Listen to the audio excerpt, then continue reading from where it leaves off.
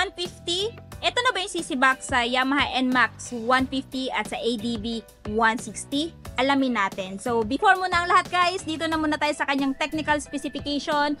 Of course, this one is powered by 150cc, single cylinder, 4-stroke, single overhead cam, at ito ay FI na.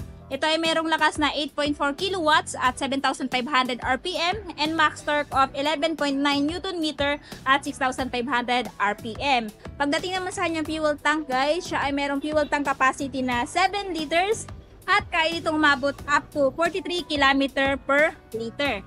So, etong scooter na to guys is bago daw to and kararating nito last December 2024 at hindi ko pa nga po ito na-review. So, nung nakita ko to, syempre, na-amaze ako at syempre, alam nyo naman, basta may bago, agad nating i-review. So, dito tayo sa front look guys, ano ba yung hatid nitong si Skytown. Pagdating sa headlight niya, kakaiba yung headlight niya kumpara dun sa mga scooter na na-review ko na 150cc. Meron siyang unique look, ayan, naka-LED. And then, turn signal, naka-bulb type. So, yung nagustuhan ko sa kanya guys is yung kanyang head. Kasi nga, kakaiba yung itsura niya kumpara din dun sa mga kapatid niyang sila KRB at sila Dink. Ayan. Then next, suspension ginamit, telescopic. Tapos this one guys ay merong tire size sa front na 110/70/14 tubeless tire. Then dito sa kabila, check natin. Siya po ay naka-single disc. Ayan, dual path piston brake caliper. So, bibihira lang yung naka-dual path guys, no? Sa 150cc, usually mga big bike na yung naka-dual path. Pero dito kay Kymco, sinagad niya na, naka-dual path na, naka-ABS pa yung front tire. Ayan.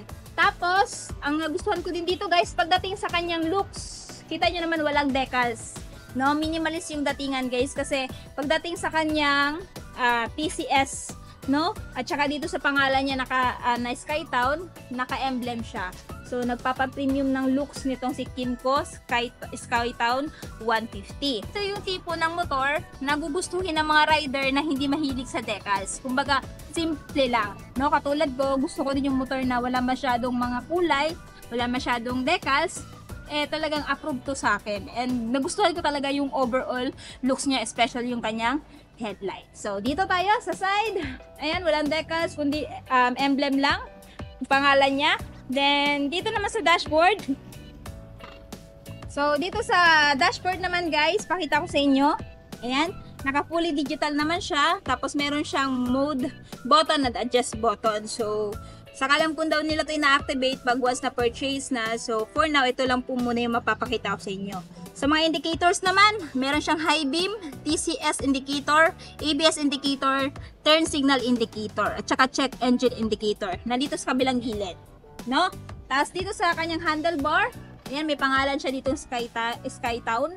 And meron na din talaga siyang pride of ownership dito guys. No? Buttons and switches, high beam, low beam, pass light, ayan, turn signal switch, horn, kabila naman electric start. At ang isa din sa nagustuhan ko sa kanya guys is meron siyang dalawang front pocket dito. Ayan. Pero medyo shallow yung front pocket niya. So yung concern ko lang, if ever, siguro kung i-upgrade to by next years, no? Next year or sa mga susunod na taon, since parang bulky naman yung kanyang dito, front pocket, yung sana mas malaki, mas malawak na. Kasi yung first impression ko kanina, pagbukas ko dito, akala ko malalim yung front pocket niya dito, pero shallow pala. So, kalahati lang ng kamay ko yung napasok, guys. So, yun yung front pocket niya sa left side. Pero, sa right side naman, meron siyang front pocket dito. Yun nga lang, hindi siya disira, pero malalim siya. So, kasya dito yung phone ninyo. So, meron din siyang charging port dito. Plus points din to sa akin. Pwede kayo magsaksak dito ng Android phone at saka ng iPhone. Ayan, no need na kayo bumili ng adapter para sa pangsaksak nyo sa phone ninyo. So, ito yung fuel tank guys. At ang isa sa nagustuhan ko din dito, meron siyang generous seat cushion. So, if ever gagamitin nyo to sa long ride, hindi na masyado sasakit yung puwet nyo dito. Tapos, naka-upright seating position kayo dito. Pwede din kayong mag-cruising style or iunat nyo yung paa nyo dito habang nagra-ride kayo. Kasi ang isa sa binibigay ng Skytown 150 is comfort sa bibili nito na rider. Ayan. And then pagdating sa underseat niya guys, meron siyang malaking underseat storage na 28 liters. And for me, goods na goods sa akin yan. Marami na akong iba ilalagay dyan na mga gamit ko if ever gagamitin ko to sa long ride. And if hindi pa yan enough sa inyo, pwede kayong magpalagay dito ng top box. Depende na lang kung may available na bracket for Kymco Skytown 150. So, dito tayo sa side. Dito sa side, nandito yung kanyang panggilid. Ayan. Tapos, syempre, yung kanyang CVT. Tapos, ginamitan siya ng dual shock suspension. Ayan, for me, goods na goods sa akin yan. Napakaganda din ang play nito. How I wish meron silang pang test ride para masubukan din natin, no? And, nga pala, balik tayo dito. Sa kanyang side stand, meron siyang side stand switch. Pag nakababa to, automatic mag-shock off yung makina kung naka-under yung engine nito. Ayan. So, nandito yung kanyang center stand. And sa gulong, meron siyang malapad na gulong sa likod, guys, na 130 by 70 by 13 tubeless. Ayan. At isa pa, guys, sa nag-cut na attention ko, pagdating sa kanyang tail, yun yung tail light niya, naka-LED na din. Kakaiba din yung design kumpara dun sa ibang Kymco na kapatid niya. Talagang, ano na siya, modern na yung design niya, pang futuristic na talaga.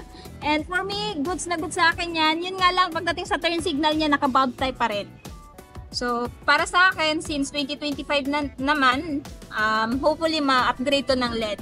Kasi halos lahat ngayon naka-LED na, no? Tapos may ilaw siya ng plaka dito, naka-reflector na din. And then, isa pa din, guys, pagdating nga pala sa kanyang air cooling system, sana in-upgrade na lang din ng liquid cool kasi naka-air cooled pa siya hanggang ngayon eh. Ayan. Tapos dito sa tambucho, goods na goods naman, may heat guard pang protekta sa legs ng angkas mo or sa legs nyo na hindi mapasok.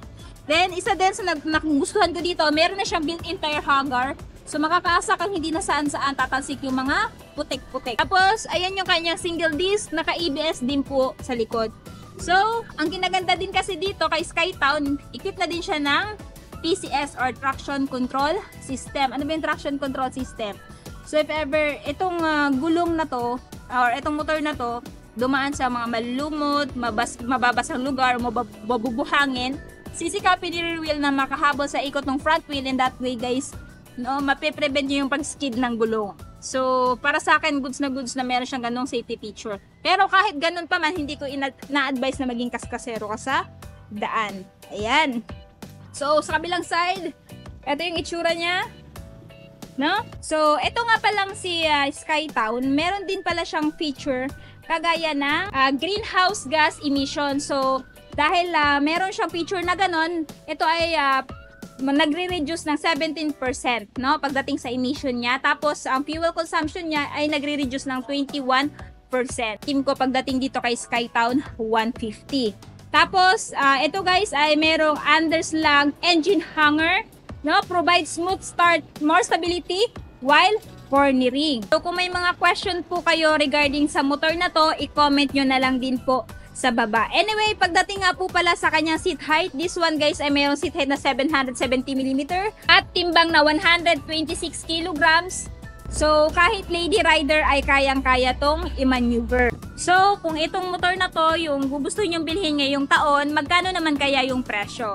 So, ito si Skytown 150, guys. Ito ay may presyong 118,500 if spot cash. Down payment is 9,125 at monthly sa 3 years na 5,535 at less na rebates na 200. Ito po ay available dito sa LYR Marketing Corporation, Kanokotan, Tagum City. So kung may katanungan pa kayo, guys, regarding sa scooter na to, i-comment nyo na lang sa baba. Anyway, palagi ko naman binabasa yung mga comments ninyo. At syempre, kung ano po yung next na motor na gusto nyo makita sa next vlog po, paki-comment na lang din sa baba. So yun, guys, hanggang dito na muna tayo. Ride safe and peace out!